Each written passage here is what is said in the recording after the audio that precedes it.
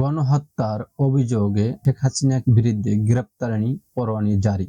জুলাই আগস্টে ছাত্র জনতার আন্দোলন ঘিরে গণহত্যার অভিযোগে সাবেক প্রধানমন্ত্রী শেখ হাসিনার বিরুদ্ধে গ্রেপ্তারি পরোয়ানা জারি করেছে আন্তর্জাতিক অপরাধ ট্রাইব্যুনাল।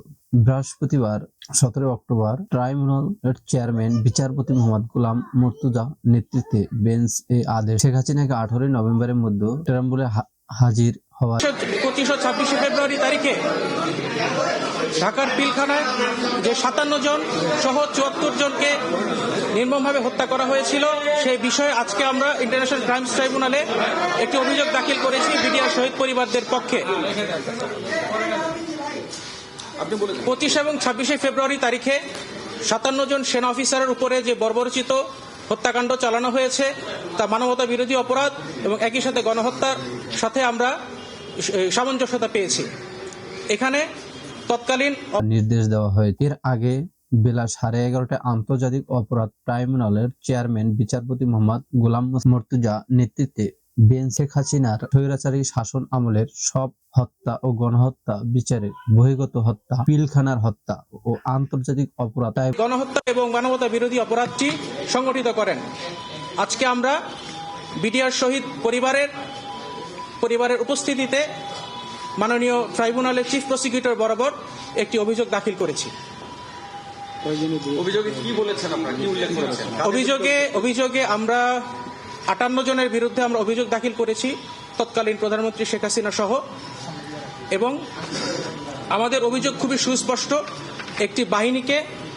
দুটি বাহিনীকে ধ্বংস করে বাংলাদেশের স্বাধীনতা সার্বভৌমত্বকে সংকটাপন্ন করার উদ্দেশ্যে পরিকল্পিতভাবে আওয়ামী ফ্যাসিস্ট মতাদর্শকে প্রতিষ্ঠা করার জন্য দেশপ্রেমিক এবং দক্ষ অফিসারদেরকে খুন করা হয়েছে, তাদের লাশে আগুন দেওয়া হয়েছে।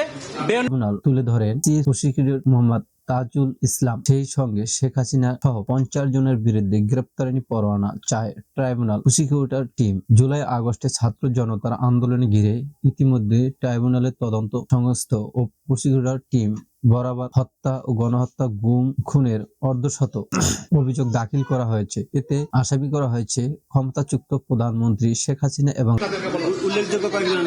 উল্লেখযোগ্যদের মধ্যে আছে তৎকালীন প্রধানমন্ত্রী শেখ হাসিনা, তার নিরাপত্তা উপদেষ্টা তারিক সিদ্দিকী, তৎকালীন স্বরাষ্ট্রমন্ত্রী যেহেতু এখন নেই, তৎকালীন আইনমন্ত্রী সহ বিভিন্ন বাহিনীর যারা তৎকালীন প্রধান ছিলেন তারা, এবং আরো কিছু আসামি আছে যারা ওই হত্যাকাণ্ডকে এড়াতে পারতেন কিন্তু না এড়িয়ে তারা এক্সেলারেট করেছে। ওই আসামিদেরকে আমরা এখানে ইনক্লুড করেছি।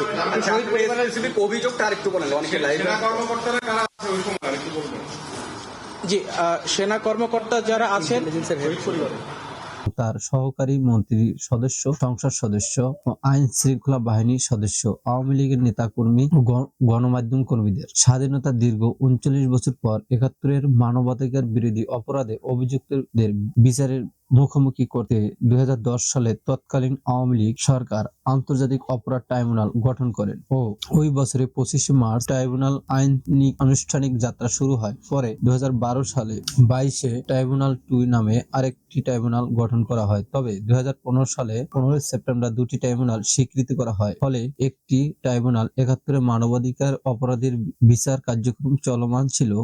আগের 30টি মামলা এখনো ট্রাইব্যুনাল চলমান রয়েছে।